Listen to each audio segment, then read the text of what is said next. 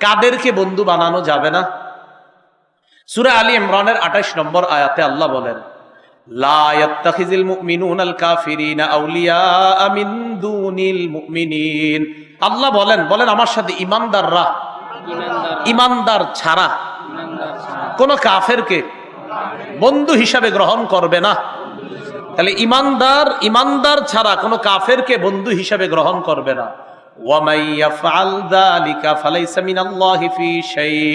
আল্লাহ বলেন, কেউ যদি ইমানদার ছাড়া অন্য কাউকে বন্ধু হিসাবে গ্রহণ করে, আল্লাহর সাথে তার কোনো সম্পর্ক থাকবে না। তাহলে এই আয়াত থেকে জানলাম কাফেরদেরকে বন্ধু হিসাবে গ্রহণ করা যাবে না।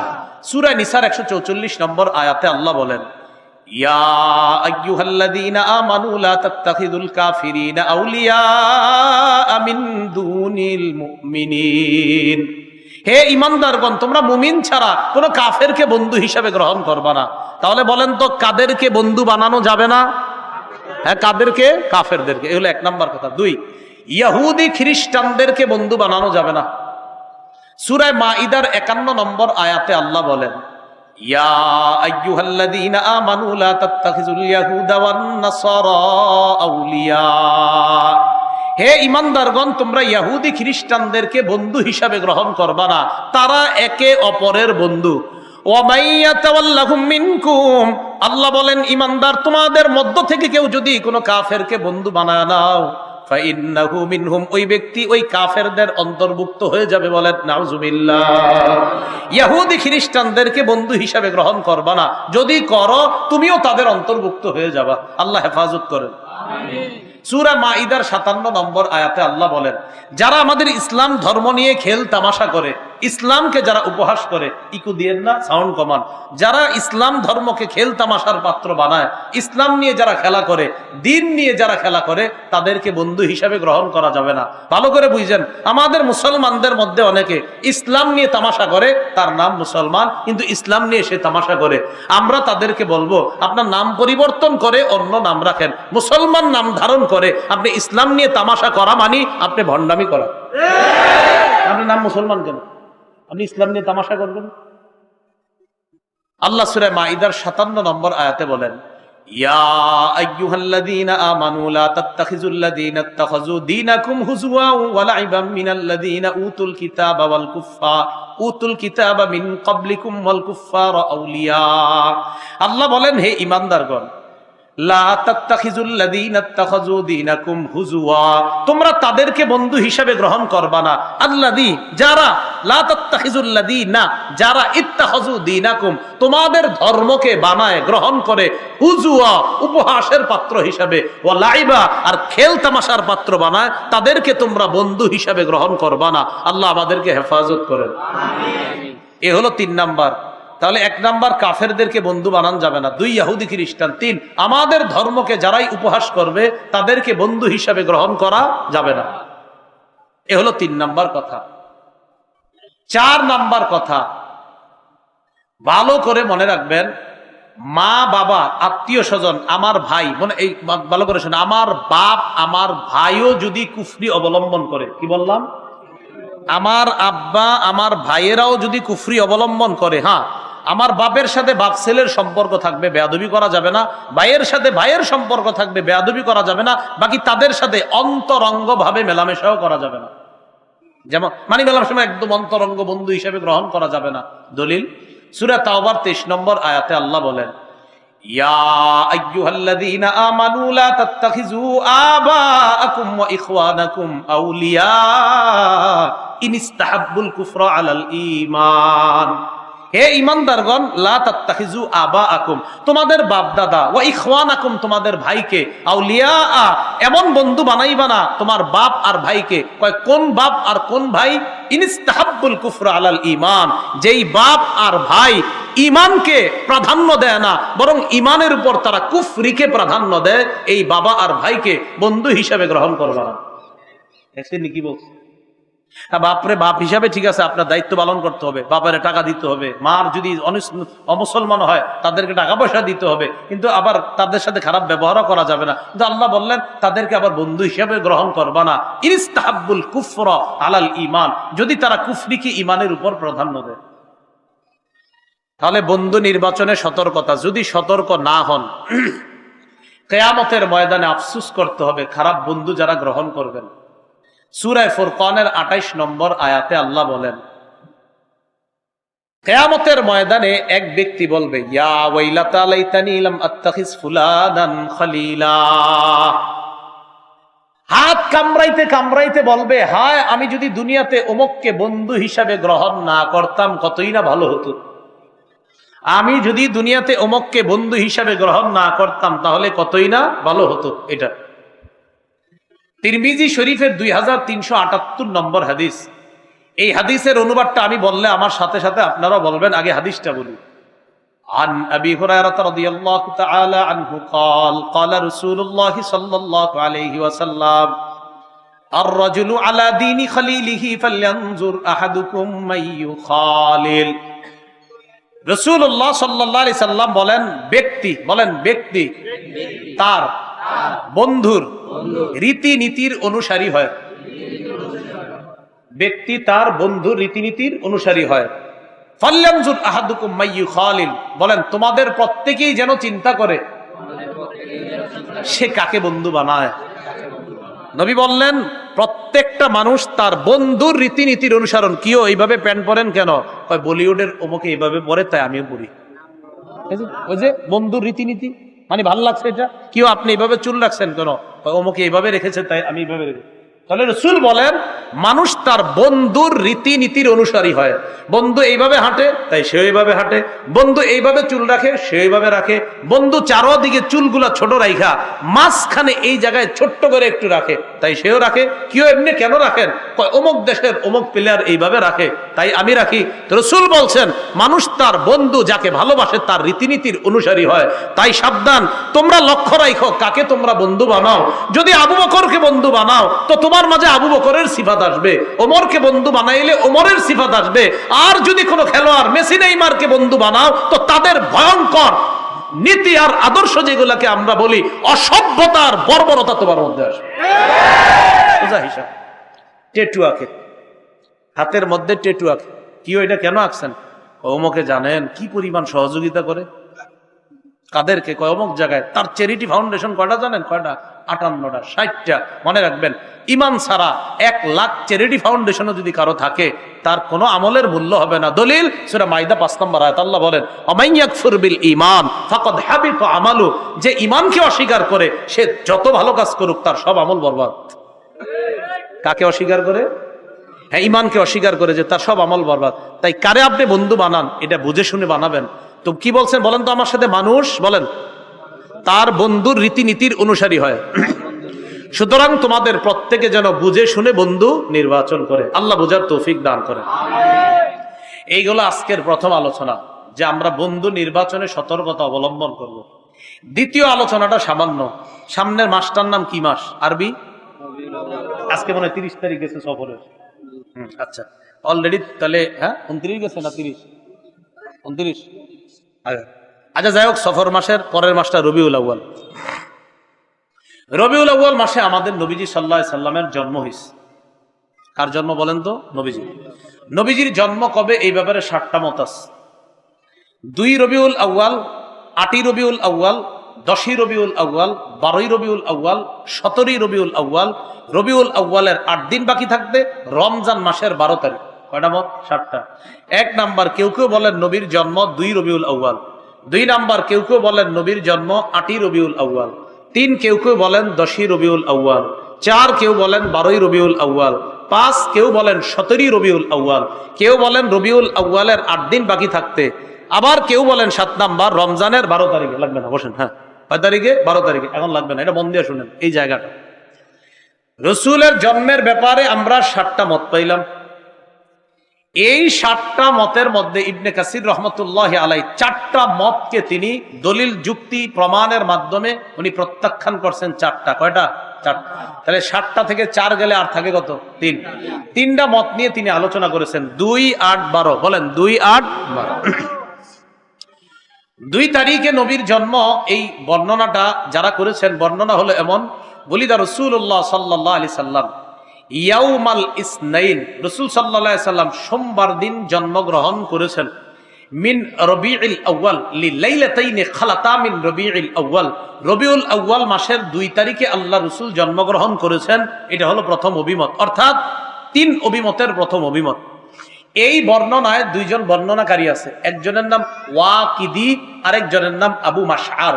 এই ওয়াকিদি এই বর্ণনার মধ্যে থাকার কারণে বর্ণনার সূত্র বুঝেননি, আমার থেকে উনি, ওনার থেকে উনি, এটার কি বলে সূত্র, আর এটার আরবি হলো সনদ। তো এই হাদিসের বর্ণনাকারী যিনি, এই বর্ণনার মধ্যে একজন বর্ণনাকারীর নাম ওয়াকিদি। এই ওয়াকিদির ব্যাপারে ইবনে হাজার আসকালানী রহমতুল্লাহি আলাইহি বলেন, মাতরুকুন মা সিআতি ইলমিহি, এই লোকটার অনেক জ্ঞান আছে, প্রচুর জ্ঞান থাকার পরেও লোকটা বর্ণনা গ্রহণযোগ্য না, লোকটার বর্ণনা গ্রহণ করা হবে না। কেন? তার জ্ঞান প্রচুর কিন্তু হাদিস বর্ণনার ক্ষেত্রে উল্টাপাল্টা করে, তাই তার বর্ণনা গ্রহণযোগ্য না। অতএব 2 রবিউল আউয়াল নবীর জন্ম, বর্ণনাটি নিতান্তই দুর্বল, তাই এই বর্ণনা বাদ রইল 2টা, 8 এবং 12। 8 তারিখে নবীর জন্ম এটা যারা বলে, ব্যাপারটা এইভাবে। ইমামুল মাগাজি মুহাম্মদ ইবনে ইসহাক বলেন, কানা মাউলিদুহু সাল্লাল্লাহু আলাইহি সাল্লাম আমাল ফিল, রাসূল সাল্লাল্লাহু আলাইহি সাল্লামের জন্ম হস্তি বাহিনীর বছর, অর্থাৎ হস্তি বাহিনী যে বছর কাবার উপর হামলা চালিয়েছে সে বছর আল্লাহ রাসূলের জন্ম। এই ব্যাপারে সারা দুনিয়া একমত। তাহলে বলেন তো, হাতি বাহিনী কাবার উপর যে বছর হামলা চালাইছে ওই বছর রাসূলের জন্ম। এখন আমরা হিসাব করি, যেই বছর রাসূলের জন্ম, হস্তি বাহিনীর ঘটনাটা যেই বছর ঘটছে, এই ঘটনার 50 দিন পর নবীর জন্ম হয়েছে। কয়দিন পর? হাতি বাহিনী কাবার উপর হামলা চালানোর জন্য যেদিন আসছে, এই দিনের কয়দিন পর রাসূলের জন্ম? 50 দিন। এখন আমরা খুঁজবো যে রাসূলের জন্মটা তাহলে 50 দিন পর যদি হয়, আমরা যদি এখন খুঁজি কাবায় হামলা চালাইছে হস্তি বাহিনী কবে, এই তারিখটা পাইলে নবীর জন্ম তারিখটা পাওয়া সহজ। কাবার উপর হামলা চালাইছে হস্তি বাহিনী মুহররম মাসের 13 দিন বাকি থাকতে। কয়দিন? তাহলে মুহররমের 13, মুহররম মাসের পরের মাসের নাম সফর। সফর মাসের যদি 29 ধরেন, তাহলে 13 আর 29 হয় 42। 42 থেকে 50 হইতে থাকে আর কতদিন? 8 দিন। সফর মাসের পরের মাসের নাম কি? রবিউল আউয়াল। তো 8 দিন যদি রবিউল আউয়ালে যোগ করেন, তো 8ই রবিউল আউয়াল রাসূলের জন্ম। হ্যাঁ, হস্তি বাহিনী কাবায় হামলা চালানোর 50 দিন পর রাসূলের জন্ম। হস্তি বাহিনী কাবায় হামলা চালাইছে মুহররমের 13 দিন বাকি থাকতে। মুহররমের 13 আর সফরের 29 যদি ধরেন 42, 42-এর পরে 50 দিন হইতে থাকে আর 8 দিন। সফর মাসের পরের মাসের নাম রবিউল আউয়াল। তো রবিউল আউয়ালের 8 দিন ধরেন 50 দিন হয়, অতএব রাসূলের জন্ম 8ই রবিউল আউয়াল। এটা হলো আরেকটা অভিমত। এখন আমার সাথে বলেন বিদগ্ধ, বিচক্ষণ, মুহাক্কিক, গবেষক, আলেমদের নিকট নবীর জন্ম 8 তারিখ, এ কথাটি বিশুদ্ধ। বিচক্ষণ উলামায়ে কেরামের নিকট, যারা অভিজ্ঞ পারদর্শী আলেম, তাদের নিকট 8 তারিখ এটা বিশুদ্ধ। বাকি রইল 12ই রবিউল আউয়াল। 12ই রবিউল আউয়াল রাসূলের জন্ম, এই কথাটি প্রসিদ্ধ। 2টা বাংলা কিন্তু শিখলাম। 8 তারিখ কথাটি বিশুদ্ধ, 12ই রবিউল আউয়াল কথাটি হলো প্রসিদ্ধ। হ্যাঁ, এই 2টা বাংলা পার্থক্য বুঝেন, এটা কোনো ব্যাপার না, 8 হোক আর 12 হোক। তো 8টা হলো বিশুদ্ধ, বিচক্ষণ, বিদগ্ধ, মুহাক্কিক, গবেষক আলেমদের নিকট, আর 12 তারিখটা হলো প্রসিদ্ধ। তবে 12 তারিখের বর্ণনাটার মধ্যে একটু দুর্বলতা আছে। কেমন? 12 তারিখের বর্ণনাটা আমার দিকে তাকান। সাহাবী বর্ণনা করেছে, এই সাহাবী থেকে তার ছাত্র বর্ণনা করেছে, তার নাম সাঈদ। সাঈদ থেকে বর্ণনা করেছে তার ছাত্র, তার নাম আফফান। কি নাম? তাহলে দেখেন, ছাত্রের নাম আফফান, তিনি তার উস্তাদ থেকে বর্ণনা করেছেন, উস্তাদের নাম সাঈদ। সাঈদ তার উস্তাদ থেকে বর্ণনা করেছেন, উস্তাদ হলেন সাহাবী। সাহাবী জাবের এবং আব্দুল্লাহ ইবনে আব্বাস বলেন, উলিদা রাসূলুল্লাহ সাল্লাল্লাহু আলাইহি সাল্লাম ইয়াউমাল ইসনাইনি মিনাস সানি মিন রবিউল আউয়াল, ইয়াউমাল ইসনাইনিস সানি মিন শাহরি রবিউল আউয়াল। রাসূলুল্লাহ সাল্লাল্লাহু আলাইহি সাল্লাম সোমবার দিন আস-সানি আশারা মিন শাহরি রবিউল আউয়াল, সোমবার দিন 12ই রবিউল আউয়াল আল্লাহ রাসূলের জন্ম। এই বর্ণনা জাবের এবং আব্দুল্লাহ ইবনে আব্বাস। তাদের থেকে হাদিসটি বর্ণনা করেছেন সাঈদ। সাঈদ থেকে বর্ণনা করেছেন তার ছাত্র আফফান। এবার সাহাবীদেরকে আমরা বাদ দেই, এই হাদিসের সূত্রে 2 জনকে আমরা রাখি, আফফান ছাত্র, উস্তাদের নাম সাঈদ। দেখেন আপনারা, ছাত্র উস্তাদ, ছাত্র উস্তাদ। তাহলে এই ছাত্র এই উস্তাদ থেকে বর্ণনা করছে যে রসুলের জন্ম 12ই রবিউল আউয়াল। এখন মজার ব্যাপার হলো উস্তাদের নাম যে সাঈদ, তার মৃত্যু 110 হিজরিতে, আর ছাত্র যে আফফান তার জন্ম 134 হিজরিতে। আল্লাহ জানে কি বুঝছেন। দেখেন, ওস্তাদ যে সাঈদ তার মৃত্যু 110 হিজরিতে, মৃত্যু কত হিজরিতে? আর ছাত্রের জন্ম 134 হিজরিতে। কি বুঝলেন? 24 বছর পর ছাত্রের জন্ম। তার মানে বোঝা গেল তারা ছাত্র ওস্তাদ না, তাদের মাঝে কিছু একটা ঘটনা ঘটে গেছে অন্য কেউ। এটাকে আরবিতে বলে ইনকিতা, বাংলায় বলে বিচ্ছিন্নতা। আর এই বিচ্ছিন্ন সূত্রের হাদিসকে বলে হাদিসে মুনকাতি, আর হাদিসে মুনকাতি দলিল হিসাবে গ্রহণযোগ্য না। তাহলে আপনারা ওই মুনকাতি টতি বুঝা লাগবে না, বাংলা বুঝেন। ওস্তাদ আর ছাত্র, ছাত্র ওস্তাদ। এই দেখেন, ছাত্রের নাম আফফান, ওস্তাদের নাম সাঈদ। ওস্তাদ মারা গেছে 110-এ, তার মারা যাওয়ার 24 বছর পর ছাত্রের জন্ম। তো এটা কেমনে হয়? তো এই জন্য এই বর্ণনাটি শিথিল হওয়ার কারণে এটা প্রসিদ্ধ হয়ে গেছে। তবে বিশুদ্ধ 8ই রবিউল আউয়াল। বাকি 8 হোক 12 হোক কোনো সমস্যা নাই। বাকি রসুলের জন্ম তারিখ নিয়ে মতভেদ, এটা হলো বোঝানো উদ্দেশ্য। এখন কথা হলো রসুল জন্মদিনে কি করতেন, খুব ভালো করে বুঝেন। বলেন আমার সাথে, আমরা রসুলের জন্মদিনে তাই করব যা নবীজি করেছেন। সহজ কথা না? তাহলে এবার সুন্দরভাবে বলি, বলেন, আমরা রসুল সাল্লাল্লাহু আলাইহি সাল্লামের জন্মদিনে সেই আমল করব যেই আমল নবীজি করেছেন। আমরা হাদিস থেকে যতটুকু জেনেছি, বলেন, নবীজি তার জন্মদিন প্রতি সপ্তাহে পালন করতেন, বাৎসরিক নয়। তাহলে দুইটা বিষয় জানলাম। রসুল জন্মদিন পালন করতেন প্রতি সপ্তাহে, জন্মদিনে রসুল প্রতি সপ্তাহে আমল করতেন। তো আমরাও আমল করব, তাহলে আমরা প্রকৃত আশিক রাসূল হতে পারবো ইনশাআল্লাহ। তাহলে কি বুঝলাম? রসুল কি বছরে একবার পালন করতেন না প্রতি সপ্তাহে? এই সহজ বিষয়টা কেন আমরা বুঝি না। তাহলে প্রতি সপ্তাহে যদি আমল করি, আমল কি কম হয় নাকি বছরে একবার করলে বেশি হয়? প্রতি সপ্তাহে যদি আমল করি, আমলটা বেশি হবে না বছরে একবার করলে বেশি হবে? এখন কথা হলো যে বলেন কেন সপ্তাহে করবো? বলেন, আমরা কেন প্রতি সপ্তাহে করব? কারণ রসুল সাল্লাল্লাহু আলাইহি সাল্লাম প্রতি সপ্তাহে করেছেন। মনে থাকবে নি? তাহলে মনে করেন আমাদের দুইজনের দেখা হবে, দেখা হইলে উনি আমারে বলবে, আচ্ছা আপনি রসুল সাল্লাল্লাহু আলাইহি ওয়াসাল্লামের জন্মদিনে কি করেন? উনি আমারে বলবে। তো আমি বলবো নবীজি যাহা করেছেন আমি তাহা করি। তো উনি আমাকে বলবে নবীজি কি করিতেন? তা আমি বলবো নবীজি সাল্লাল্লাহু আলাইহি সাল্লাম প্রতি সপ্তাহে তার জন্মদিনে আমল করতেন, আমিও সেই আমল করি। তখন তাকে বলবো, ভাইয়া আপনিও আজকে থেকে আমলটা করবেন। তাহলে আমরা দুইজনে আল্লাহ রসুলের জন্মদিনটা পুরো বছর যদি সপ্তাহে আপনার যদি প্রতি সোমবার যদি ধরেন, তাহলে বছরের আপনার সোমবার হয় কয়টা?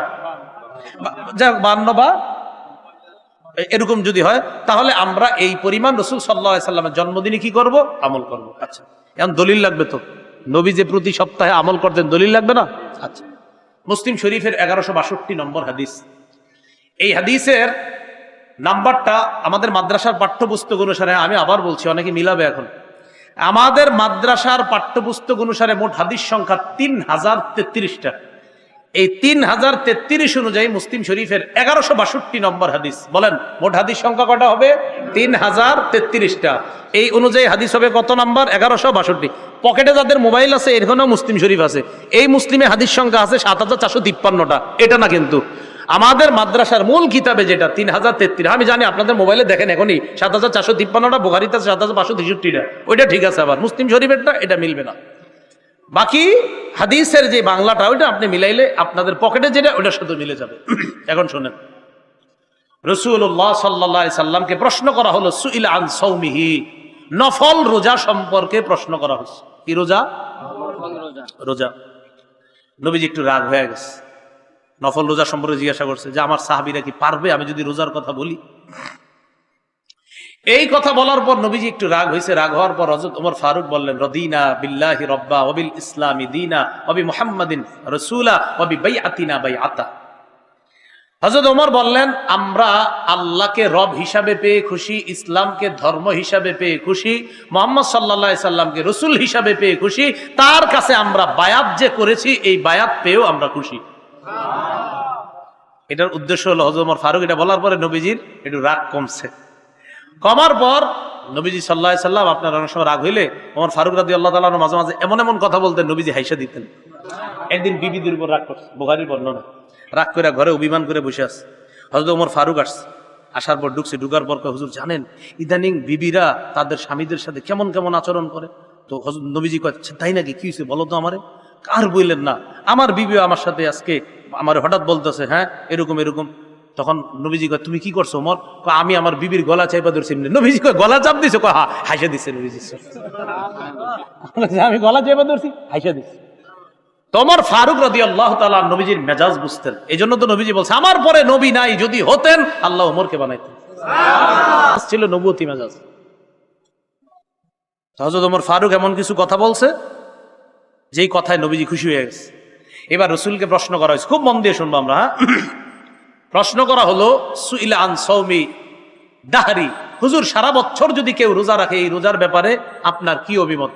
রাসূলুল্লাহ সাল্লাল্লাহু আলাইহি সাল্লাম জবাব দিলেন, লা সামা ওয়ালা আফতারা, যে ব্যক্তি সারা বছর রোজা রাখে সে রোজা রাখেও নাই, রোজা ভাঙ্গেও নাই। মানে এই রোজায় রাসূল উৎসাহ দেন নাই, নাজায়েজ বলেন নাই, বলছে সে রোজা রাখেও নাই, সে রোজা ভাঙেও নাই। এর মানে এই রোজায় রাসূল উৎসাহ দেয় নাই যে কেউ সারা বছর রোজা রাখুক।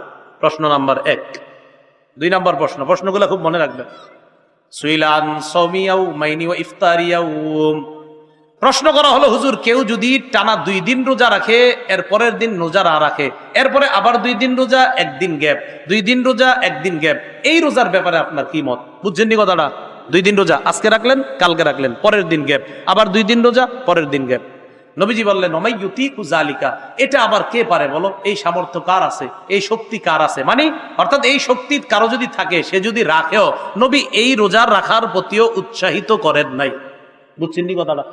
কেউ টানা 2টা রোজা রাখবে, আবার 1 দিন ভাঙবে, আবার 2টা রাখবে, আবার গ্যাপ দিবে, রাসূল এটার প্রতি উৎসাহ দিলেন না। প্রশ্ন নাম্বার 3, ওয়াসুইলান সাওমি ইয়াউমিন ওয়া ইফতারি ইয়াউমাইন, হুজুর কেউ যদি 1 দিন রোজা রাখে, 2 দিন গ্যাপ দেয়, আগেরটার পরেরটা পার্থক্য বুঝছেন?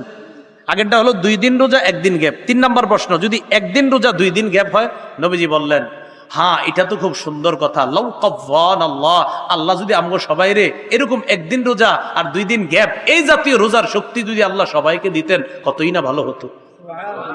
তার মানে এটা উৎসাহ দিলেন, এটাতে রাসূল খুশি। প্রশ্ন 4, ওয়াসুইলান সাওমি ইয়াউমিন ওয়া ইফতারি ইয়াউমিন, প্রশ্ন করা হলো, হুজুর কেউ যদি 1 দিন রোজা রাখে, 1 দিন গ্যাপ দেয়, 1 দিন রোজা রাখে, 1 দিন গ্যাপ দেয়, এটা কেমন? নবীজি বললেন, যাকা সাওমু আখি দাউদ আলাইহিস সালাম, এটা তো আমার ভাই দাউদ নবীর রোজা। এটাও উৎসাহ দিলেন যে 1 দিন রাখা, 1 দিন গ্যাপ দেওয়া, 1 দিন রাখা, 1 দিন গ্যাপ দেওয়া, এটাও অসন্তুষ্ট প্রকাশ করলেন না, বললেন এটা আমার ভাই দাউদ নবী রাখতেন। প্রশ্ন নাম্বার 5, এই মূল প্রশ্ন, ওয়াসুইলান সাওমিল ইসনাইন, হুজুর সোমবারের রোজার ব্যাপারে আপনার কি অভিমত? জোরে বলেন, কি বার? নবীজি জবাব দিলেন, ইয়াউমুন বুলিতু ফিহি, সোমবারে আমার জন্ম, তাই আমি আল্লাহর দরবারে শুকরিয়া আদায় করার জন্য রোজা রাখি। তা আল্লাহর নবী নিজের জন্মদিন পালন করলেন খাইয়া না না খাইয়া? কথা বোঝার চেষ্টা করি। নবীজি বললেন, এটা এমন দিন যেই দিনে আমার জন্ম হয়েছে, আমি জন্ম হওয়ার কারণে এই দিন আল্লাহর কাছে শুকরিয়া আদায় করার জন্য সোমবার রোজা রাখি। শুধু তাই না, সোমবার বুইস্তু ফিহি, সোমবার আমারে নবুয়ত দেওয়া হয়েছে। ওয়া উনজিলা আলাইয়া, শুধু তাই না, সোমবারে আমাকে কোরআন দেওয়া হয়েছে। অন্য বর্ণনায় নবী বলেন, তুরাদুল আ'মাল ইলাল্লাহ ফি কুল্লি ইয়াউমি খামিসিন ওয়া ইসনাইন, প্রতি সোমবার আর বৃহস্পতিবার বান্দার আমলনামা আল্লাহর কাছে যায়। আমি সোম বৃহস্পতি রোজা রাখি যেন রোজা অবস্থায় আমার আমলনামাটা আল্লাহর কাছে যায়। তাহলে সোমবারের রোজার ব্যাপারে জিজ্ঞাসা করা পরে নবী বললেন, সোমবারে আমার জন্ম, সোমবারে আমাকে নবুয়ত দেওয়া হয়েছে, সোমবারে আমার উপর কোরআন নাজিল হয়েছে, সোমবারে আমলনামা আকাশে যায়, তাই প্রতি সোমবার আমি রোজা রাখি। তাহলে রাসূল সাল্লাল্লাহু আলাইহি সাল্লাম তার জন্মদিনে আমল করতেন বাৎসরিক, সব প্রতি সোমবারে। আল্লাহ আমাদের সকলকে কথাগুলা বুঝার তৌফিক দান করুন। প্রশ্ন শেষ হয় নেই, সাহাবী চিন্তা করছে, সুযোগ পাইছে, আরো কিছু কইরা লই। 6 নাম্বার প্রশ্ন করলেন, ওয়াসুইলা আন সাওমি ইয়াউমি আরাফা, হুজুর আরাফার রোজা রাখলে কি হবে? নবীজি বললেন, ইউকাফিরুস সানাতাল মাযিয়া ওয়াল বাকিয়া, আগের পরের 2 বছরের গুনাহ মাফ। সাহাবী চিন্তা করলেন, আরেকটা করি, সুইলা আন সাওমি ইয়াউমি আশুরা, হুজুর মুহররমের 10 তারিখে রোজা রাখলে? নবীজি বললেন, ইউকাফিরুস সানাতাল মাযিয়া, আগের 1 বছরের গুনাহ মাফ।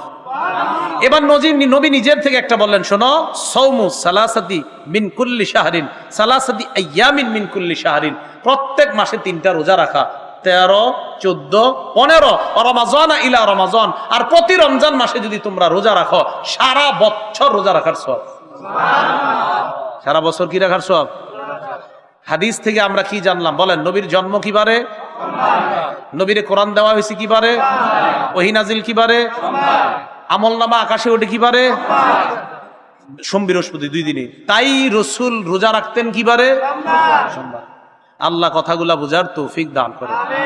এই হলো রাসূলুল্লাহ সাল্লাল্লাহু আলাইহি সাল্লাম বললেন যে আমি সোমবার কি করি? রোজা রাখি। তাহলে সোমবার। এখন কথা হলো বাৎসরিক যে অনুষ্ঠান পালন হয় এটা কোত্থেকে আসছে? এটা আপনারা জেনে রাখবেন, বিষয়টা মনে রাখবেন।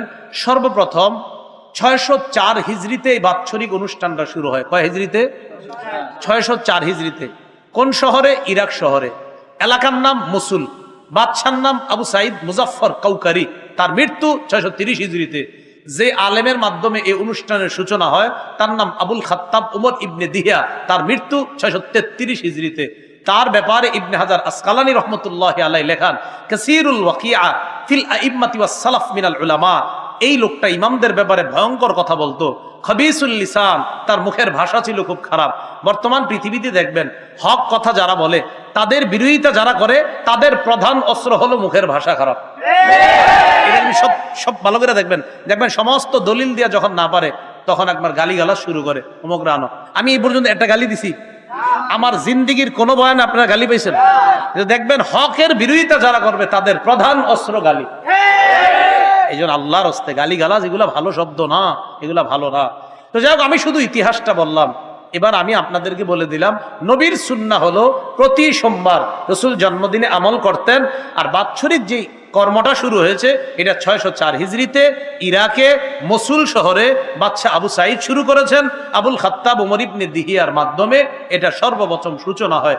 এই জন্য আমরা সুন্নাহের আলোকে আমাদের উচিত প্রিয় ভাইয়ারা সোমবার দিন রোজা রেখে আল্লাহ রসুলের সুন্নাহকে জিন্দা করা। আল্লাহ আমাদের সকলকে যে কথাগুলা বললাম শুনলাম আমল করার তৌফিক দান করেন। প্রথম কথা, বন্ধু নির্বাচনে সতর্কতা অবলম্বন করা। দ্বিতীয়, আজকের বয়ানটা জানলাম যে আল্লাহ রসুল সাল্লাল্লাহু আলাইহি সাল্লাম তার জন্মদিনে রোজা পালন করতেন প্রতি সপ্তাহে সোমবারে। আমরা এই আমলটা করার চেষ্টা করব। আল্লাহ তৌফিক দান করেন।